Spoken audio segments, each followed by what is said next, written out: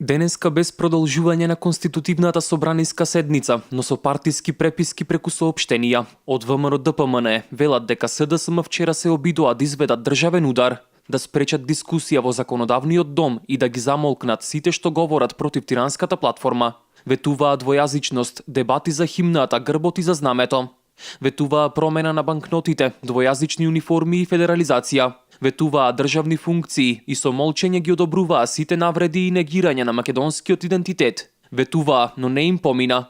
Македонскиот народ ги прочита и им застана на пат. Македонскиот народ им порача дека не прифаќа ниту тиранска платформа, ниту тиранска влада, стои во соопштението на ВМРО ДПМН. Од Социјалдемократскиот сојуз пак потенцираат дека демократските процеси во државата ќе продолжат и го повторија нивниот став за мирен трансфер на власта. Како што се вели во соопштението, спречувањето на мнозинската волја оди на штета на сите граѓани, на штета на државата и институциите. Околу 700.000 граѓани затоа на кредибилните избори гласаа за напредок, заедништво, интеграција и добар живот за сите. Тоа е преточено во парламентарното мнозинство од 67 пратеници, кое што има право, но и обврска да избере нов претседател на собранието и нова влада.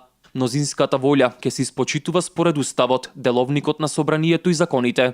Македонија ќе добие легитимен претседател на собранието, функционално собрание и реформска влада, посветена на интересите на граѓаните на Македонија, се вели во соопштението на СДСМ. Од ВМРО ДПМН го повторуваат својот став дека како сериозна и одговорна партија, преку манифестот за единствена Македонија понудија излез од политичката криза. Овој манифест е гаранција на унитарниот карактер на Македонија и најдобар одговор на негирањата кон македонскиот народ, државните символи и иредентизмот кој го промовираат домашни, но и странски субјекти.